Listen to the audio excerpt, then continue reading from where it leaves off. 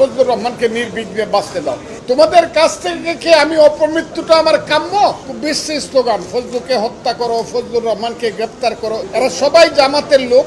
তারা বলেছে ফজলুর রহমানকে গলা কেটে হত্যা করতে হবে ইত্যাদি। সেইগুলা তারা দূর থেকে বলছে, কিন্তু ছেলেরা একদম আমার বাসা পর্যন্ত যেভাবে স্লোগান দিচ্ছে, আমার জীবনে আমি মৃত্যু ভয় পাই না, কিন্তু আমি মনে করি অপমৃত্যু তো আমার প্রাপ্য নয়। দেশটার জন্য আমি যুদ্ধ করেছি। ফ্রান্স থেকে কয়েকদিন আগে 2 জন ইউটিউবার অর্ডার দিয়েছে আমাকে হত্যা করার জন্য, এবং আমার দল আমার ব্যাপারে সিদ্ধান্ত যা নিবে সেটা আমি মাথা পেতে মেনে নিব। আমার বিরুদ্ধে ঢাকা বিশ্ববিদ্যালয়ে কিছু সন্তান স্লোগান দিয়েছে। তারা আমার উপরে বিক্ষুব্ধ হয়ে অনেকগুলো কাজ করেছে। আমি তাদেরকে দোয়া করি, তাদেরকে আল্লাহ বাঁচিয়ে রাখুক এবং তাদেরকে আল্লাহ আরও উন্নত করুক। তাদের প্রতি আমার ব্যক্তিগত হিংসা থাকার কোনো প্রশ্ন ওঠে না, কারণ আমার এই যে সন্তান বাম দিকে দাঁড়িয়ে আছে, সে আমার সবচেয়ে ছোট সন্তান। তার নাম অভিক রহমান, সে এখন ব্যারিস্টার। আমার স্ত্রী দাঁড়িয়ে আছেন আমার ডান দিকে, ওনার বয়সও কিন্তু 65 বছর যদিও, এবং উনিও সিনিয়র লয়ার। গতকালকে আমি হঠাৎ করে বিকাল 5টায় আমি জানতে পারলাম আমার নামে আমার দলের পক্ষ থেকে একটা শোকজ নোটিশ হয়েছে। কিন্তু নোটিশটা আমি মানুষের কাছে শুনলেও রাত্র 9টায় নিজের হাতে পেলাম। সেই নোটিশ পেয়ে আমি যা জানতে পারলাম, আমার দল আমার কিছু কথার ব্যাপারে আমার কাছে জানতে চেয়েছে, কেন আমি এসব কথা বললাম। সেই উত্তর আমি নির্দিষ্ট সময়ে আমার দলকে দিব, এবং আমার দল আমার ব্যাপারে সিদ্ধান্ত যা নিবে সেটা আমি মাথা পেতে মেনে নিব।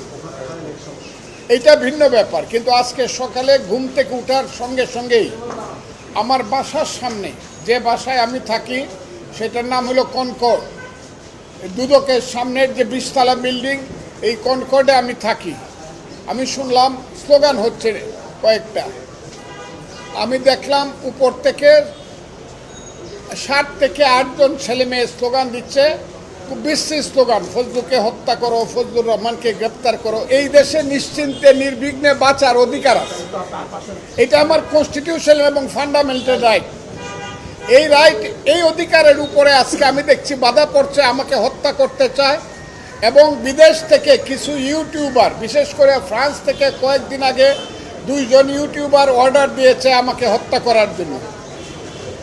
এবং কালকে রাত্রে বা পরশু রাত্রে দেখলাম এরা সবাই জামাতের লোক।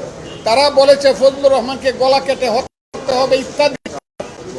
সেইগুলা তারা দূর থেকে বলছে, কিন্তু ছেলেরা একদম আমার বাসা পর্যন্ত যেভাবে স্লোগান দিচ্ছে, এতে করে আমি আশঙ্কা প্রকাশ করছি, শুধু আমার জীবনে আমি মৃত্যু ভয় পাই না, কিন্তু আমি মনে করি অপমৃত্যু তো আমার প্রাপ্য নয়। দেশটার জন্য আমি যুদ্ধ করেছি, কাজে আমার দেশে বাঁচার অধিকার আছে।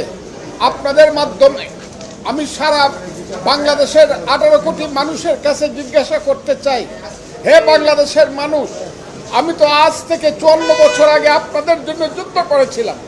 আজকে স্লোগান দাও, তোমাদের জন্য একটা স্বাধীন দেশ সৃষ্টি করার জন্য আমি যুদ্ধ করেছিলাম। তোমাদের কাছ থেকে আমি অপমৃত্যুটা আমার কাম্য। যদি আমার কোনো কথায় তোমরা মনে করে থাকো আমি দেশের বিরুদ্ধে কথা বলছি বা তোমাদের কর্মকাণ্ডের বিরুদ্ধে কথা বলছি, আমার বিরুদ্ধে মামলা করো, আমাকে গ্রেফতার করো, আমাকে শাস্তি দাও। কিন্তু আমাকে হত্যা করার জন্য আমার বাসা পর্যন্ত মব সৃষ্টি করে গিয়া, যেটা গত 1 বছর যাবৎ বাংলাদেশের সবচেয়ে, এই পৃথিবীতে এবং বাংলাদেশের সবচেয়ে একটা কুখ্যাত নাম মব, সেই মব জাস্টিস আমার উপরে কি চলতে পারে কি না এবং চলবে কিনা, আমি প্রথমে বাংলাদেশের মানুষের কাছে জিজ্ঞাসা করতে চাই। হে বাংলাদেশের মানুষ, আপনারা যদি মনে করেন একজন মুক্তিযোদ্ধা হিসাবে নির্বিঘ্নে আমার বেঁচে থাকার অধিকার আছে, তাইলে আপনারা আমার জন্য দোয়া করবেন এবং আপনারা আমার জন্য আমার পক্ষে প্রতিবাদ করবেন যে ফজলুর রহমানকে নির্বিঘ্নে বাঁচতে দাও। 1। 2 নম্বর হলো দলের ব্যাপারে আমার সঙ্গে দল যে শোকজ নোটিশ করেছে, সেই শোকজ নোটিশটা খুব স্বাভাবিক। একটা দল যদি মনে করে তার কোনো রাজনৈতিক কর্মী ব্যতিক্রম কোনো কথা বা কাজ করছে, দল শোকজ করতেই পারে, এবং সেই প্রশ্নের উত্তর আমি দেব। সেইটার সঙ্গে তো এই মবের কোনো সম্পর্ক নাই।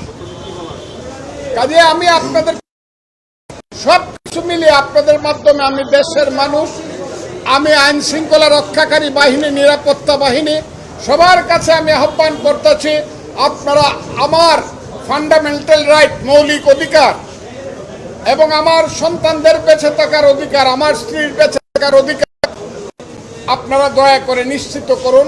এবং আইন শৃঙ্খলা রক্ষাকারী বাহিনী আজকে যে ভূমিকা নিয়েছে আমি সেই ব্যাপারে সন্তুষ্ট।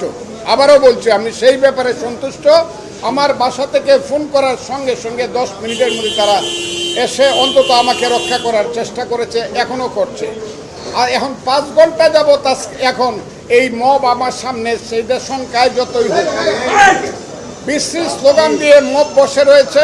আমি এই কথা বাসার সামনে বসে রয়েছে, আপনারা এই কথাটাও জেনে রাখুন। আপনাদের মাধ্যমে আমি এই কথাটাই আজকে বলতে আসছি, আমার জীবনের নিরাপত্তা সাংবিধানিকভাবে আমার আছে। আর আমি সবচেয়ে বিশ্বাস করি আমার সৃষ্টিকর্তা আমাকে রক্ষা করবে, কিন্তু সাংবিধানিকভাবে ফির দুনিয়াগতভাবে এই দেশের আইন শৃঙ্খলা রক্ষাকারী বাহিনীর দায়িত্ব আছে আমাকে জীবন রক্ষার নিরাপত্তা দেওয়া। এই কথাটা বলার জন্য আমি আপনাদের সঙ্গে